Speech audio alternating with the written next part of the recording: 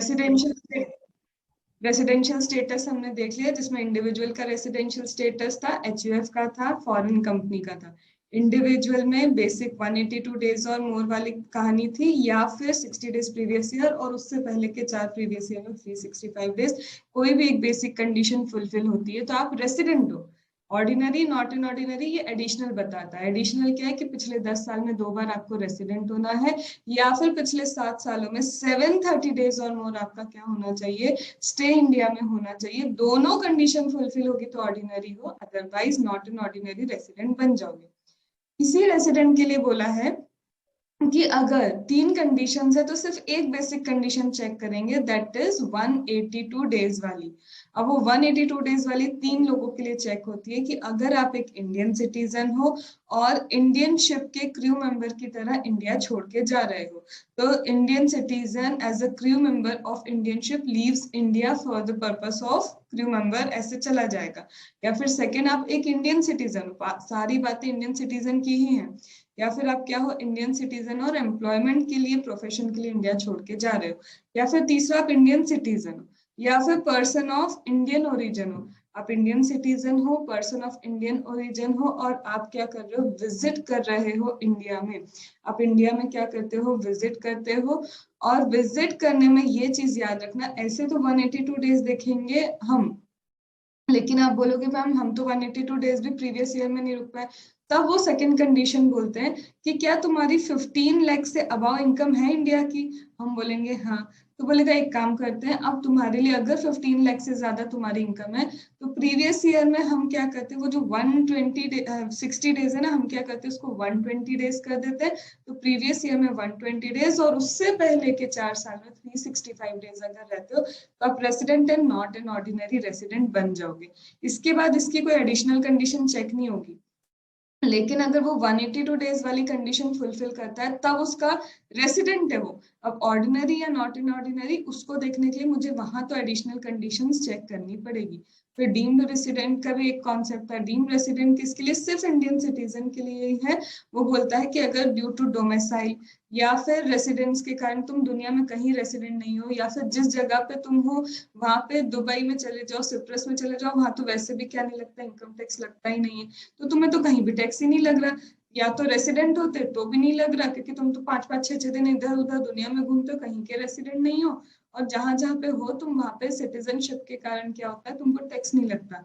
तो बोलता है अगर तुम इंडियन सिटीजन हो एंड तुम्हारी इनकम अगेन 15 लाख से ज्यादा है, तो हम क्या बोलते हैं, आ जाओ भैया, इंडिया तुम्हें मान ले रहा है, डीम्ड कर दे रहा है कि तुम रेसिडेंट है, not an ordinary resident India के हो। ये हो गया तुम्हारा इंडिविजुअल का। फिर बात किस पे आती है, एचयूएफ पे। तो एचयूएफ में सिंपल सी कहानी है, या तो Holi partly control management India में होगा तो आप रेसिडेंट, और अगर होली पार्टली इंडिया में नहीं है तो आप नॉन रेसिडेंट।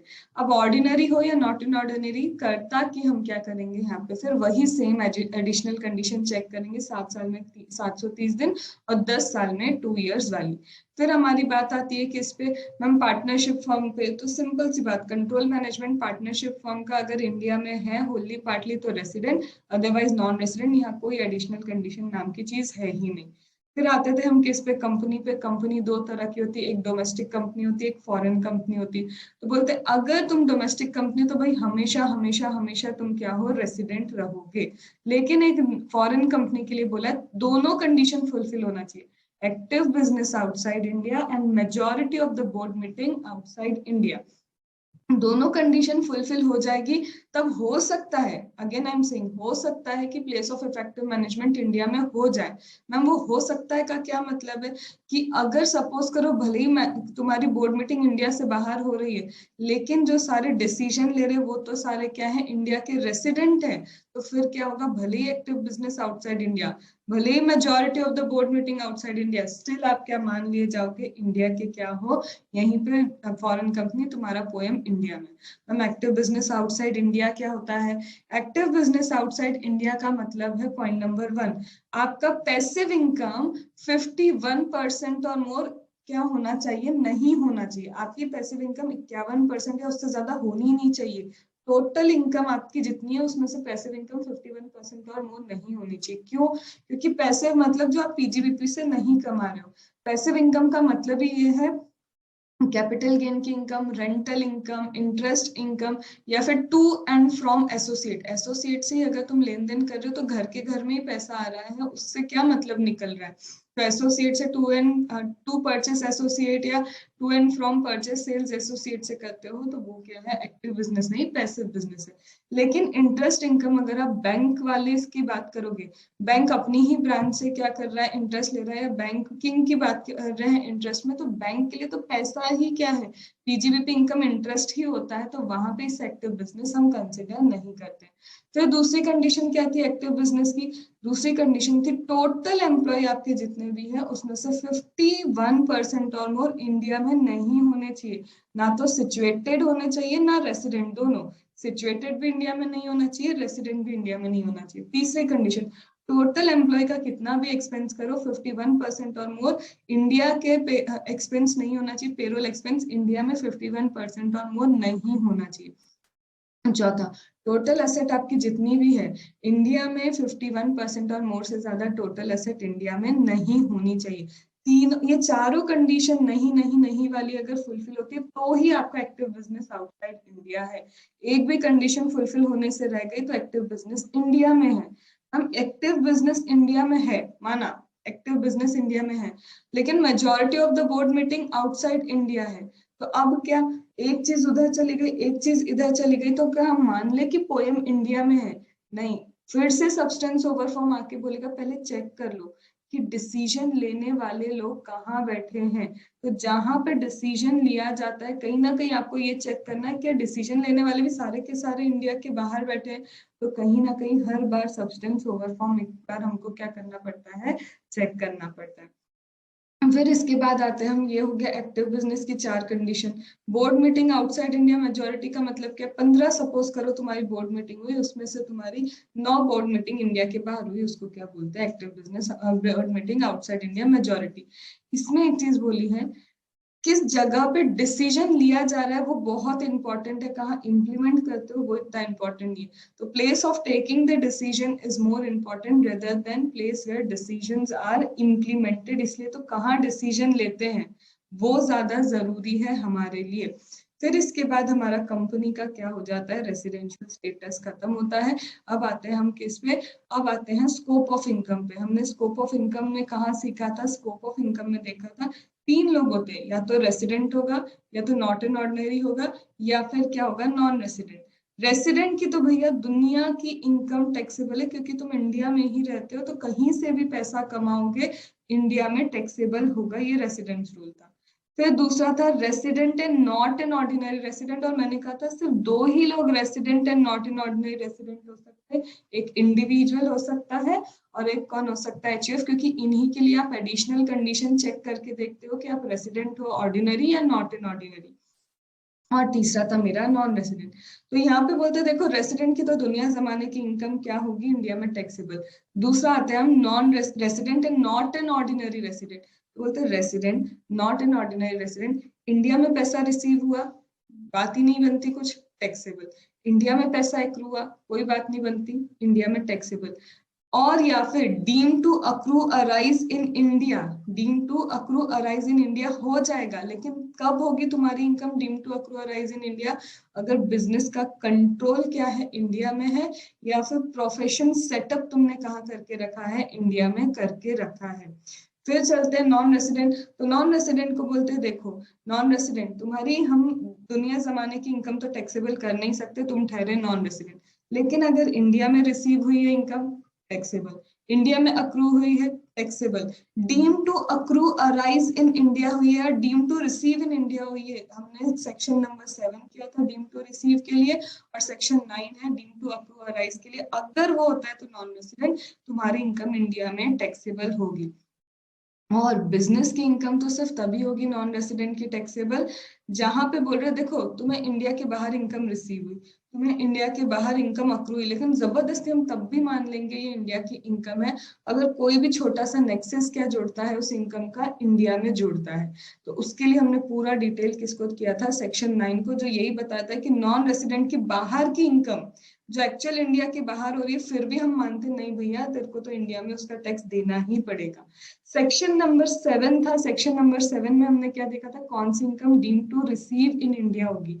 तो उसमें क्या देखा था हमने, अगर एम्प्लॉयर क्या करता है, कंट्रीब्यूशन करता है आपके रिकॉग्नाइज्ड प्रोविडेंट फंड में, और वो कंट्रीब्यूशन 12% से ज्यादा है, या उससे मिलने वाला इंटरेस्ट 9.5% से ज्यादा है। सेकेंड, एक रिकॉग्नाइज प्रोविडेंट फंड से आप क्या करते हो, अनरिकॉग्नाइज प्रोविडेंट फंड में पैसा लेके जाते हो, तब भी ये क्या मान लिया जाता है, ये मान लिया जाता है कि तुम्हें इंडिया में ही पैसा क्या रिसीव हुआ है। फिर तीसरा यहाँ पे क्या है, अगर फिर से कंट्रीब्यूशन होता है नेशनल पेंशन स्कीम में, नेशनल पेंशन स्कीम में सेंट्रल गवर्नमेंट या एम्प्लॉयर क्या करता है, कंट्रीब्यूट करता है। ये तीन ही चीजें हैं जो मान ली जाएंगी कि income deem to receive in India हुई। सबसे इंपॉर्टेंट आ रहा है अब अपना सेक्शन नंबर 9। सेक्शन नंबर 9 सबसे इंपॉर्टेंट है, क्योंकि पहले तुम्हें स्टेप नंबर 1 रेसिडेंशियल स्टेटस देखना होगा, क्या रेसिडेंशियल स्टेटस आता है उसके हिसाब से देखना होगा सेक्शन 9 एप्लीकेबल करना है नहीं करना है, ये इसका क्वेश्चन भी आज अपन करेंगे। तो सेक्शन 9 में हमने पहली चीज पढ़ी थी क्या, कि है non resident, income accrue outside India हुई, रिसीव आउटसाइड इंडिया हुई, फिर भी मान लेंगे कि इंडिया में ही तुम्हें इनकम हुई है अगर बिजनेस कनेक्शन तुम्हारा क्या है, इंडिया में है। हम बिजनेस कनेक्शन का कॉन्सेप्ट क्या देखा था, बोला था एक डिपेंडेंट एजेंट तुम्हें कहाँ रखना है, इंडिया में रखना है। अगर ये डिपेंडेंट एजेंट तुम्हारे लिए क्या करता है, ऑर्डर सिक्योर करता है, तुम्हारे लिए नहीं करता ऑर्डर सिक्योर, तो तुम जिसको क्या करते हो, कंट्रोल करते हो, या फिर जो तुम्हें कंट्रोल करता है उसके लिए ऑर्डर सिक्योर कर रहा है, या फिर जिसके कॉमन कंट्रोल में तुम हो उसके लिए क्या कर रहा है, ऑर्डर सिक्योर कर रहा है। होली या फिर मेनली, होली या फिर मेनली अगर ऑर्डर सिक्योर करता है तो यहाँ पे मान लिया जाएगा कि है नॉन रेसिडेंट, तुम्हारा बिजनेस कनेक्शन कहाँ है, इंडिया में है। सेकेंड क्या था, सेकेंड था कि ये तुम्हारा स्टॉक मेंटेन करता है, इंडिया में क्या करता है, तुम्हारा स्टॉक स्टॉक मेंटेन करता है, मेंटेन। यही डिसीजन लेता है, यही क्या करता है, डिसीजन लेता है। किस चीज का डिसीजन, कि किसको इसे क्या करना है, डिलीवर करना है इस स्टॉक को। तो यहाँ पे भी क्या मान लिया जाएगा कि ये क्या है, यहाँ पे उसका बिजनेस कनेक्शन इंडिया में। तीसरा अपना क्या आता है, या तो इस एजेंट को तुमने क्या देके रखा है, प्रिंसिपल अथॉरिटी देके रखी है for the conclusion of contract, या फिर ये ही क्या करता है तुम्हारे बिहाफ पे कॉन्ट्रैक्ट को कंक्लूड करता है, या तो कंक्लूजन ऑफ कॉन्ट्रैक्ट करता है या फिर तुमने प्रिंसिपल अथॉरिटी देके रखी है। दोनों ही केस में मान लिया जाएगा, और ये डिसाइड करता है किसको कोई राइट्स देने हैं किसी प्रॉपर्टी को यूज करने के, किसको प्रोविजन ऑफ द सर्विस देना, सब ये डिसाइड करता है। तो तुम्हारा बिजनेस कनेक्शन इंडिया में है। मैम और क्या था बिजनेस कनेक्शन, याद करो वो 3 पॉइंट। अगर सेल ऑफ डेटा हो रहा है, एक नॉन रेसिडेंट दूसरे नॉन रेसिडेंट को डेटा सेल करता है, लेकिन सारा डेटा कलेक्ट कहाँ से किया, इंडिया के रेसिडेंट से कलेक्ट किया। सारा डेटा कलेक्ट कहाँ से किया, इंडिया के आईपी एड्रेस से किया। या फिर एडवर्टीजमेंट सेल कर रहे हो, टारगेट क्या है, हमारे इंडिया के कस्टमर है, ये भी क्या है तुम्हारा बिजनेस कनेक्शन। फिर हमारा सिग्निफिकेंट इकोनॉमिक प्रेजेंस था। सिग्निफिकेंट इकोनॉमिक प्रेजेंस का मतलब क्या है, एक्चुअल में फिजिकली यहाँ पे कोई प्रेजेंट नहीं है, फेसबुक का एक भी ऑफिस इंडिया में नहीं है, तुम्हारे इंस्टाग्राम का कोई भी ऑफिस इंडिया में नहीं है, बाहर की गूगल का कोई भी ऑफिस इंडिया में नहीं है। तो फिर कैसे मैम उसको हम कर दे टैक्सेबल, तो बोलते हैं इकोनॉमिक प्रेजेंस। देखो सिग्निफिकेंट इकोनॉमिक मतलब कहीं पैसा यहाँ से बहुत ज्यादा तो उसको नहीं जा रहा है, तो वहां पे हमने क्या देखा था, अगर उस एप्लीकेशन के यहाँ जो यूजर्स होंगे, उस एप्लीकेशन के यहाँ जो यूजर्स होंगे कम से कम 3 लाख यूजर क्या इंडिया में है, अगर कम से कम, ऊपर तो हो ही सकते, कम से कम 3 लाख यूजर्स भी अगर इंडिया में, तो उसका इकोनॉमिक प्रेजेंस इंडिया में है। अब हम सब ने इंस्टाग्राम इंस्टॉल करके रखा है, 3 लाख से तो कई गुना ज्यादा क्या है यूजर्स उसके इंडिया में, तो वो नहीं है यहाँ पे, लेकिन उसका इकोनॉमिक प्रेजेंस तो इंडिया में बहुत बड़ा है। और दूसरा क्या था, कि अगर उसका क्या है, कुछ भी चीज हम डाउनलोड वगैरह करते हैं तो यहाँ पे क्या बोलता है, डाउनलोड वगैरह सब इंक्लूडेड है, और उसके कारण उसको जो इनकम जा रही है, उसको जो पेमेंट जा रहा है इंडिया से, वो 2 करोड़ से क्या है ऊपर का पेमेंट जा रहा है। तो जब 2 करोड़ तो बहुत छोटी अमाउंट है इंस्टाग्राम फेसबुक के लिए, और अगर इंडिया से इतना ज्यादा उसको पेमेंट जाता है यूज, क्योंकि इंडिया वाले लोग कर रहे हैं, उसको वहां पे क्या हो रहा है, इनकम जनरेट हो रही है। तो यहाँ पे वो कहीं नहीं आया, लेकिन इकोनॉमिक प्रेजेंस उसका बहुत बड़ा क्या है, इंडिया में है। क्रोम अपन सब यूज करते, गूगल अपन धड़ल्ले से सब लोग यूज करते, तो क्या हो रहा है, उसको वहां पे जब जब तुम कुछ भी सर्च करते हो वहां पे उन लोग को क्या होता है, इनकम जनरेट होती है, तो वो यहाँ नहीं है। लेकिन इकोनॉमिक प्रेजेंस क्या है उनका बहुत बड़ा यहाँ पे है, तो यहाँ पे ये क्या हो गया, बिजनेस कनेक्शन इंडिया में हो गया। कब माना जाएगा मैम कि बिजनेस कनेक्शन इंडिया में नहीं है? सबसे पहले तुम अगर इंडिया में क्या करते हो, गुड्स क्या करते हो, परचेस करते हो उसको एक्सपोर्ट करने के लिए। तुम आ रहे हो इंडिया में नॉन रेसिडेंट गुड्स सिर्फ खरीद रहे हो क्योंकि तुम्हें एक्सपोर्ट करना है, इसे हम क्या नहीं मानते, बिजनेस कनेक्शन नहीं मानते। इसका रीजन बता दिया था। ऐसे तो फिर इंडिया से ये लोग खरीदना ही बंद कर देंगे अगर हर एक इंसान को क्या बोलोगे, तेरा बिजनेस कनेक्शन इंडिया में, तो तेरी पूरी इनकम पे हम यहाँ पे टैक्सेबल करेंगे, इसलिए इसको मना किया। दूसरा, इंडिया से न्यूज वगैरह कलेक्ट करते हो और कहाँ करते हो, बाहर दे देते हो, वो न्यूज ट्रांसफर करते हो, ये इनको अलाउ है। फिर बोलता है सिनेमा वगैरह क्या है, मूवी की शूटिंग यहाँ हो रही है, इंडिविजुअल आ रहा है, रेसिडेंट भी नहीं होना चाहिए, सिटीजन भी नहीं होना चाहिए। फर्म आ रही है तो उसके कोई भी पार्टनर रेसिडेंट भी नहीं होना चाहिए, सिटीजन भी नहीं होना चाहिए। हम कंपनी आ रही है मूवी की शूटिंग करने, उसका कोई भी शेयर होल्डर की बात कर रही हूँ, शेयर होल्डर तो कितने होते हैं, एक भी शेयर होल्डर रेसिडेंट भी नहीं होना चाहिए और सिटीजन भी नहीं होना चाहिए। अक्षय ध्यान से सुनना पूरा, सिटीजन भी नहीं होना चाहिए। अगर ये सारी कंडीशन फुलफिल होती है तो तुम्हारा इकोनॉमिक क्या नहीं है, बिजनेस कनेक्शन इंडिया में नहीं है। और लास्ट, एक फॉरेन कंपनी अगर माइनिंग करती है किसकी, स्वाति, डायमंड की, फॉरेन कंपनी क्या करती है, डायमंड की माइनिंग करती है, अनकट अनअसॉर्टेड डायमंड, और उसको डिस्प्ले कर रही है उसी जोन में जो जोन सेंट्रल गवर्नमेंट ने बता के रखा है, तो भी ये हमारा क्या है, बिजनेस कनेक्शन इंडिया में नहीं है।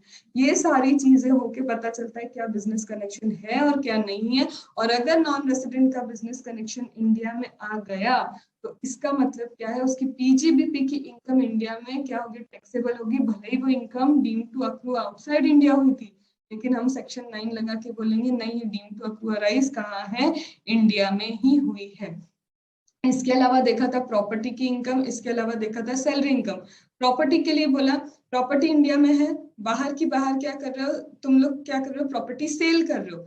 बाहर की बाहर नॉन रेसिडेंट ने दूसरे नॉन रेसिडेंट को प्रॉपर्टी सेल कर ली, उसका पैसा क्या होगा, उसको मिलेगा बाहर, लेकिन बोलते प्रॉपर्टी कहाँ है, इंडिया में, तो उसका अगर कोई कैपिटल गेन हुआ है तो इंडिया में क्या होगा, टैक्सेबल।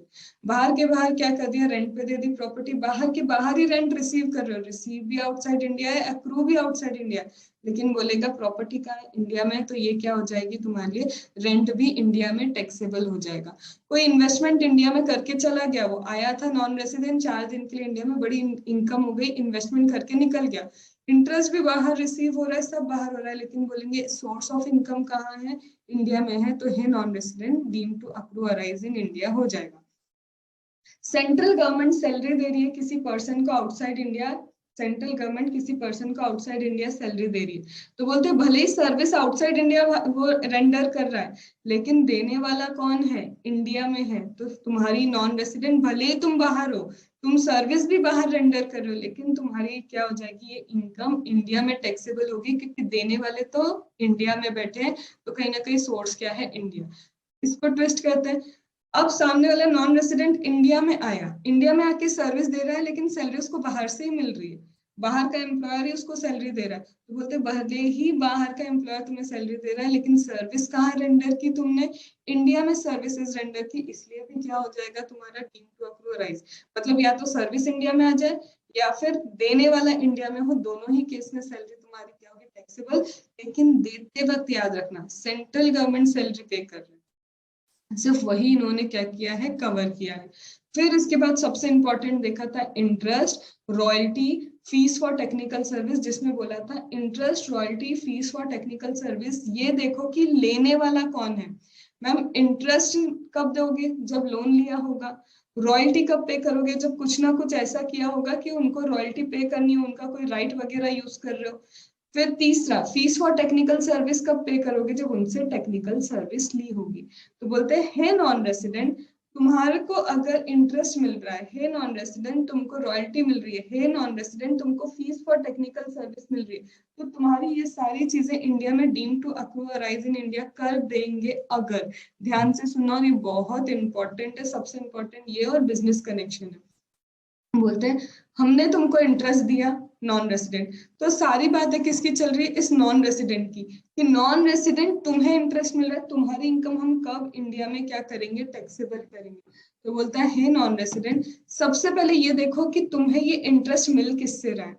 सबसे पहले एक रेसिडेंट ने तुमसे क्या, एक गवर्नमेंट ने क्या किया तुमसे, गवर्नमेंट ने तुमसे लोन लिया। लोन लेने वाली कौन है, गवर्नमेंट। मेरी गवर्नमेंट तुमसे लोन लेके बैठी है, इसलिए तुमको क्या जा रहा है, इंटरेस्ट जा रहा है। बोलता है जब जब गवर्नमेंट लोन लेगी, इंटरेस्ट देगी, हमेशा ये क्या हो जाएगा, deem to accrue arise in India. मतलब है नॉन रेसिडेंट, तुमको ये जो इंटरेस्ट इनकम मिली ना अभी अभी, रुको पहले इंडिया में इसका क्या देके जाओ, टैक्स देके जाओ, deem to accrue arise in India है। सेकेंड, यही गवर्नमेंट क्या कर रही है, तुमसे कोई राइट टू यूज वगैरह लेके बैठी है, इसलिए तुमको रॉयल्टी दे रही है। तो अगर रॉयल्टी देने वाली कौन है, मेरी गवर्नमेंट, तो रुको इस रॉयल्टी पे इंडिया में क्या देके जाओ, टैक्स देके जाओ, deem to accrue arise in India. फिर से फीस फॉर टेक्निकल सर्विस, क्योंकि तुमसे टेक्निकल सर्विस ली थी नॉन रेसिडेंट, देने वाली कौन है, फीस फॉर टेक्निकल सर्विस, मेरी गवर्नमेंट। तो रुको फिर से इंडिया में क्या देके जाओ, इसका टैक्स देके जाओ। इसका मतलब गवर्नमेंट इंटरेस्ट दे, गवर्नमेंट रॉयल्टी दे, government fees for technical service दे, तीनों ही केस में क्या होगा, deem to accrue arise in India होगा। नॉन रेसिडेंट ये इनकम इंडिया की ही मानी जाएगी, इसमें कोई डाउट है, डन। फिर दूसरा, अब लेने वाला कौन है, एक रेसिडेंट। नॉन रेसिडेंट तुमसे लोन किसने लिया, एक रेसिडेंट ने। नॉन रेसिडेंट तुमसे राइट टू यूज वगैरह जिसके लिए रॉयल्टी देनी पड़ रही है, वो कौन दे रहा है, रेसिडेंट। नॉन रेसिडेंट तुमसे टेक्निकल सर्विस ली, जिसकी फीस कौन पे कर रहा है, एक रेसिडेंट पे कर रहा है। तो मतलब समझ लो, तीनों सेक्शन मर्ज करके बता रही हूँ। अगर रेसिडेंट ने इंटरेस्ट दिया, रेसिडेंट ने रॉयल्टी दी, या रेसिडेंट ने फीस फॉर टेक्निकल सर्विस दी, तो कंडीशन नंबर 1 और होलसेल कंडीशन, रेसिडेंट अगर लोन लेता है, रॉयल्टी देता है, फीस फॉर टेक्निकल सर्विस देता है, तो कंपलसरी उसको इंडिया के बिजनेस में यूज करना पड़ेगा। अगर रेसिडेंट ये सब लेके आउटसाइड इंडिया के किसी बिजनेस में ये लगा रहा है, तो deem to accrue arise in India नहीं होगा। क्या ये बात समझ में, रेसिडेंट लेगा तो भाई इंडिया के बिजनेस में लगाओ, तभी तो कोई नेक्सस क्रिएट कर पाएंगे। और अगर तुम इंडिया के बिजनेस में नहीं लगा रहे हो, मतलब कोई नेक्सस नहीं है। तो अगर रेसिडेंट इंडिया के बिजनेस में पैसा लगाता है, रॉयल्टी लगाता है, टेक्निकल सर्विस लेता है, तो क्या हो जाएगा, deem to accrue arise in India income हो जाएगी इस नॉन रेसिडेंट की। सेकेंड, अब लेने वाला कौन है, नॉन रेसिडेंट। मतलब इंडिया के बाहर वाले पर्सन ने इंडिया के बाहर वाले पर्सन से क्या लिया, लोन लिया, रॉयल्टी वगैरह ली, और क्या किया, फीस फॉर टेक्निकल सर्विस, मतलब टेक्निकल सर्विस भी एक नॉन रेसिडेंट दूसरे नॉन रेसिडेंट से ले रहा है। तो जब दोनों नॉन रेसिडेंट है, तब कैसे मैम इंडिया में टैक्सेबल करोगे। तो अगर जो लेने वाला नॉन रेसिडेंट है वो कहाँ लगा रहा है इस पैसे को, इंडिया के बिजनेस में। लेने वाला रेसिडेंट क्या कर रहा है, जो भी रॉयल्टी पे कर रहा है वो इसलिए पे कर रहा है क्योंकि वो रॉयल्टी के राइट को कहाँ यूज करेगा, इंडिया में। और यही नॉन रेसिडेंट टेक्निकल सर्विस के लिए पैसा इसलिए दे रहा है क्योंकि टेक्निकल सर्विस किस बिजनेस में लगाया, इंडिया के बिजनेस में लगाया। Deem to accrue arise in India हो जाएगा नॉन रेसिडेंट, ये इनकम जो तुमको मिली है वो deem to accrue arise in India हो जाएगी। अब एक सिर्फ चेंज था, सब कुछ सेम था, टेक्निकल सर्विस भी वही है, तुम्हारा इंटरेस्ट भी वही है, तुम्हारा रॉयल्टी भी वही है। मैंने एक चेंज बताया था कि अगर एक नॉन रेसिडेंट लोन लेता है नॉन रेसिडेंट से, एक नॉन रेसिडेंट दूसरे नॉन रेसिडेंट से क्या ले रहा है, लोन ले रहा है, और वो लोन को अगर इंडिया के किसी सोर्स ऑफ इनकम में वो लगा दे, बिजनेस में नहीं लगा रहा, सोर्स ऑफ इनकम में लगा रहा है, मतलब इन शॉर्ट इन्वेस्टमेंट कर रहा है, तो ये कभी भी deem to accrue arise in India नहीं माना जाएगा। क्योंकि हम चाहते हैं कि फॉरेन डायरेक्ट इन्वेस्टमेंट इंडिया में क्या होना चाहिए, आना चाहिए। और ये सिर्फ नॉन रेसिडेंट के केस में है। अब तुम चाहे रेसिडेंट पे जाओ, चाहे रॉयल्टी वाले नॉन रेसिडेंट पे जाओ, या फीस फॉर टेक्निकल सर्विस वाले नॉन रेसिडेंट पे जाओ, सब जगह लिख के रखा है एंड अदर सोर्स में भी अगर पैसा लगाया तो deem to accrue arise in India हो जाएगा। पर इंटरेस्ट वाले नॉन रेसिडेंट पे लिखा है वो लोन लेता है, और अगर वो अदर सोर्स में लगाएगा तो वो deem to accrue arise in India नहीं होगा। क्योंकि वो चाहते हैं हम कि आओ भैया बाहर से पैसा लाओ, इंडिया में इन्वेस्ट करो, तो हमें फॉरेन डायरेक्ट इन्वेस्टमेंट चाहिए, इसलिए वहां ये चीजें लिख के नहीं रखी है। क्या ये समझ में आया? सबसे पहली चीज, तुम कभी भी क्वेश्चन सॉल्व करोगे, चेक करोगे रेसिडेंशियल स्टेटस क्या है। रेसिडेंशियल स्टेटस चेक करने के बाद पॉइंट नंबर 2 तुम देखोगे कि रेसिडेंट, नॉट एन ऑर्डिनरी या नॉन रेसिडेंट। अगर सपोज करो ये नॉट एन ऑर्डिनरी है तो मुझे सेक्शन 9 इस पे अप्लाई करना ही नहीं है, क्योंकि सेक्शन 9 सिर्फ नॉन रेसिडेंट के लिए होता है। मुझे सिर्फ ये चेक करना होता है नॉट एन ऑर्डिनरी में इंडिया में इनकम रिसीव हुई क्या, इंडिया में इनकम अक्रू हुई क्या, या फिर ये बोल रहे हैं कि नहीं भैया मान रहे हैं इसकी इनकम इंडिया की क्योंकि बिजनेस का कंट्रोल इंडिया में है, या फिर क्या है प्रोफेशन सेटअप इंडिया में, वो ही इनकम इसकी क्या होगी इंडिया में टैक्सेबल। नॉन रेसिडेंट के लिए क्या देखोगे, नॉन रेसिडेंट के लिए एडिशनल सेक्शन नंबर 9 जो अभी अपन ने किया वो भी देखना पड़ेगा, पर रेसिडेंट के लिए कुछ नहीं देखना। रेसिडेंट की तो दुनिया जमाने की इनकम क्या हो जाएगी यहाँ पे टैक्सेबल हो जाएगी। क्यों? क्योंकि तुम क्या ठहरे, रेसिडेंट ठहरे, तो तुमको तो सारी इनकम एक रेसिडेंट की क्या करनी होगी, टैक्सेबल। अब सपोज करो तुमने ये बताया कि इनकम टैक्सेबल होगी या नहीं, सेक्शन नंबर 9 बता रहा है कि भाई इनकम उसकी इंडिया में मानी जाएगी, टैक्सेबल है नहीं। अब रेट क्या लगाओगे? नॉन रेसिडेंट एक फॉरेन कंपनी भी हो सकती है, नॉन रेसिडेंट एक इंडिविजुअल भी हो सकता है। अब रेट क्या लगाओगे? तो अभी मैं स्टार्ट कर रही हूँ तुम्हारे साथ स्पेशल रेट। जो स्पेशल रेट ऑफ टैक्स का पार्ट है वो बताता है कि इंटरेस्ट इनकम अगर होगी तो क्या टैक्स रेट लगेगा, वो बताता है तुम्हारा क्या होगी, ये रॉयल्टी होगी क्या टैक्स लगेगा। तो मतलब इसका टैक्स अब हम किस में देखेंगे, स्पेशल रेट में। फिर इसके बाद हम आएंगे किस पे, एग्जेम्प्ट इनकम पे, कि कौन कौन सी इनकम इसमें से अभी क्या करनी पड़ेगी हमको, एग्जेम्प्ट। तुम समझो जैसे आईडीटी में होता है ना, एक बार सप्लाई किया तुम टैक्स लगाओगे, फिर लगाते वक्त एक बार ध्यान करो कि अगर ये तुम मेगा एग्जेम्पशन का पार्ट है इस पे टैक्स नहीं लगाना। सेम यहाँ पे वही है, पहले तुमने बताया deem to accrue arise in India income है, इस पे टैक्स लगाओगे, फिर एकदम से देखोगे कहीं एग्जेम्प्ट इनकम तो नहीं है, वैसा ही हमको यहाँ करना है। अब इस चैप्टर के साथ मैं तुम्हें मर्ज करवाते हुए कर रही हूँ चैप्टर नंबर 1। तुम्हारा जो वॉल्यूम नंबर 1 है उसमें रेसिडेंट के लिए भी अलग अलग टैक्स रेट दिए हैं। तो हम एक चार्ट बनाएंगे, उस चार्ट में क्या होगा, एक साइड पूरे रेसिडेंट के अलग अलग रेट ऑफ टैक्स हो जाएंगे और एक साइड तुम्हारे नॉन रेसिडेंट के क्या होंगे, अलग अलग रेट ऑफ टैक्स। थोड़ा सा बड़े में बनाना, अभी तो रफ में कैसा भी बना लो, पर इसको बहुत अच्छे से बना के जहां पढ़ते हो सामने रखना, तुमको समझ में आएगा। जैसे ही ये रेसिडेंट बन गया तुमको ज्यादा देखना पड़ेगा कि कहाँ पे इसका टैक्स रेट होता है, क्योंकि तुम्हारी जो क्वेश्चंस आते हैं वो ऐसे ही मिक्स होके आते हैं। तो तुमको या तो चैप्टर नंबर 1 का प्रोविजन लगाना पड़ता है या फिर ये वाले स्पेशल रेट के प्रोविजंस लगाने पड़ते हैं। तो that will become easy for you.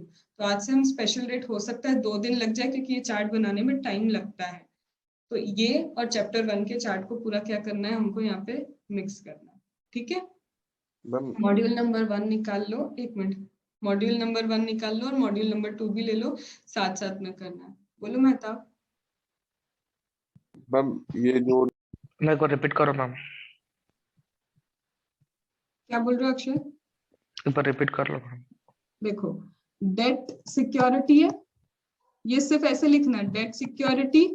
तो यहाँ पे 1420 से 3623, मतलब इस टाइम पीरियड के बीच में उसने ये डेट सिक्योरिटी लेनी चाहिए। तो ऐसे पूरा लैंग्वेज मत लिखो, बस प्रॉपर की डेट सिक्योरिटी है तो टाइम पीरियड इतना होना चाहिए। तुम्हारा FII QFI है वो गवर्नमेंट सिक्योरिटी है, रुपी डिनोमिनेटेड बॉन्ड लेता है, तो अप टू 3623 तुम्हारा क्या होना चाहिए, टाइम पीरियड। लिखा? चलो फिर इसके बाद ये भी 5% पे आ गया। मुझे दो चीजें 5% पे याद आ रही, इंफ्रास्ट्रक्चर डेट फंड और दूसरा भी याद आ रहा है FII QFI क्या लेता है, रुपी डिनोमिनेटेड बॉन्ड ले, गवर्नमेंट सिक्योरिटी ले या डेट सिक्योरिटी ले, तीनों पे 5% है। बस टाइम पीरियड डेट सिक्योरिटी का क्या है, 1/4/20 से 30/6/23 तक हमारा क्या है, टाइम पीरियड है। तो साथ साथ इसको अभी के भी लर्न भी करते जाना। हम और क्या है 5% में, और 5% में आएगा अगर फॉरेन, लिखना नहीं, लोन लेने वाला कौन है। अब लोन लेने वाला इंडियन कंपनी है या बिजनेस ट्रस्ट है। दो लोग लोन ले रहे हैं, या तो बिजनेस ट्रस्ट या फिर इंडियन कंपनी। ये किस में लोन ले रहे हैं, फॉरेन करेंसी में लोन ले रहे हैं। मैंने अभी अभी पढ़ाया था, लोन अगर तुमने लिया है किससे, फॉरेन से तुमने लोन लिया, उसके लिए तुम इंटरेस्ट दे रहे हो, तो बोल रहे लेने वाला कौन है, या तो इंडियन कंपनी या बिजनेस ट्रस्ट अगर लोन ले रहा है। और एग्रीमेंट कब हुआ, एग्रीमेंट जुलाई 2012 से फिर से 30/6/23। तुमको एंड डेट याद नहीं करनी पड़ेगी, एंड की डेट सब में कॉमन है, 30/6/23 यही एंड की डेट है। सिर्फ याद क्या रखो, डेट इंस्ट्रूमेंट में डेट है 1/4/20 और यहाँ पे लोन की डेट चालू कहाँ से होती है, जुलाई 12 से स्टार्ट होती है। तो जुलाई 7/12 से तुम्हारा क्या हुआ है, अगर ये 30/6/23 तक के बीच में लोन लिया है, लेने वाला कौन, इंडियन कंपनी या फिर बिजनेस ट्रस्ट, फिर से यहाँ पे क्या देना पड़ेगा, 5% का इंटरेस्ट, फिर टैक्स देना पड़ेगा। या फिर मैम अगर ये लॉन्ग टर्म क्या होता है, लॉन्ग टर्म बॉन्ड होता, तो अगर ये लॉन्ग टर्म बॉन्ड होता फिर से 5% ही जाता है। इसका भी एंड डेट क्या है, फिर से 30/6/23। इन शॉर्ट में बोलूं, कहीं पे भी तुमको 30/6/23 एंड डेट दिख जाए इंटरेस्ट के रिस्पेक्ट में, वहां पे चाहे वो रुपी डिनोमिनेटेड बॉन्ड लिखा हो, लॉन्ग टर्म बॉन्ड लिखा हो, डेट सिक्योरिटी लिखा हो, गवर्नमेंट सिक्योरिटी लिखा हो, तुमको लगाना कितना है, 5%। ठीक है, लिखो इसमें लोन टेकन, सिर्फ लोन टेकन बाय, और कौन ले रहा है loan taken by, third point है अपना इंटरेस्ट के अंदर, इंटरेस्ट के अंदर third point loan taken by. अब कौन ले रहा है, वन इंडियन कंपनी और बिजनेस ट्रस्ट। लोन किसने लिया, इंडियन कंपनी या फिर बिजनेस ट्रस्ट। फिर कब लिया है, तो पीरियड लिख दो, बिटवीन 1/7/12 टू एंड डेट तो मैं भूल गई, तुमको याद रखनी पड़ेगी। 1/7/12 टू कब तक लेना है, किस 30/6/23। ठीक है, तो ये भी क्या आ गया, 5% पे।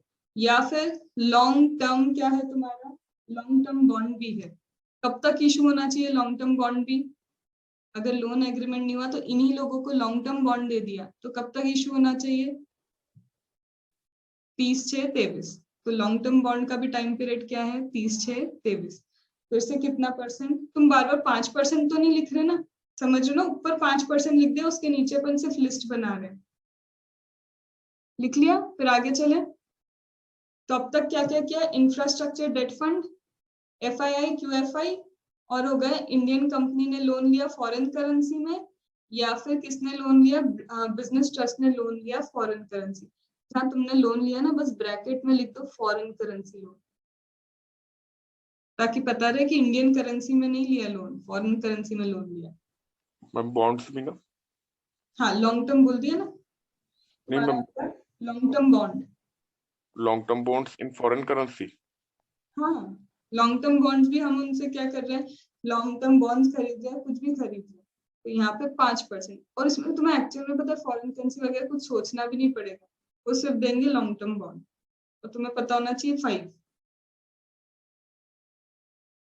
लिख लिया, तो आगे बढ़े, 4 पॉइंट्स हो गया मैडम अब तक।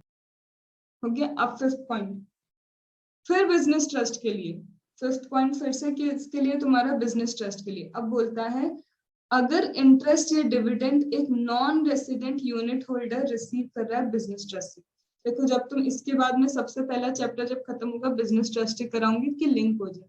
बोलते जब भी बिजनेस ट्रस्ट क्या देता है, एक नॉन रेसिडेंट को इंटरेस्ट देगा, या फिर क्या करेगा बिजनेस ट्रस्ट, क्या देगा, एक नॉन रेसिडेंट को डिविडेंड देगा। तो दोनों ही केस में अगर वो नॉन रेसिडेंट को क्या कर रहा है, इंटरेस्ट दे रहा है, नॉन रेसिडेंट को अगर क्या दे रहा है, इंटरेस्ट दे रहा है, तो 5% पे टैक्सेबल होता है, और डिविडेंड हमारा 10% पे टैक्सेबल होता है। हमको अभी सिर्फ क्या लिखना है इसमें, हमको अभी सिर्फ लिखना है इंटरेस्ट। तो इंटरेस्ट गिवन बाय लिख लो, given by business trust, to के आगे लिख लो, टू किसको दे रहा है, non resident unit holder. Dividend क्यों नहीं मैडम, डिविडेंड भी 5% है ना डिविडेंड। डिविडेंड 10% पे, अच्छा, इसलिए अभी नहीं लिख रहे।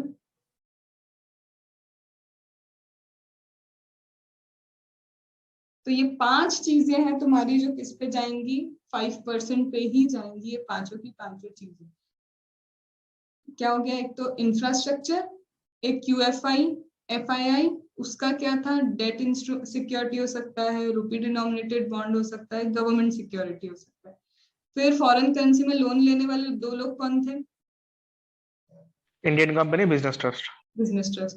फिर इसके बाद अब भी बिजनेस ट्रस्ट किसको दे रहा है इंटरेस्ट, एनआर को, NR नॉन यूनिट। रेजिडेंट। ठीक है, और फिर ये हो गया हमारी सारी चीजें। अब अपने को क्या करना है, 5% से उठ के किस पे जाना है, 10% पे। तो बोलता है 10% पे क्या आएगा, तो अब देखो पहला ही क्या लिखोगे, गिवन डिविडेंड, हेडिंग क्या होगी, डिविडेंड। अब डिविडेंड देने वाला कौन है, 10% पे टैक्सेबल क्या होगा, dividend, given by business trust to non resident unit, लिख लो।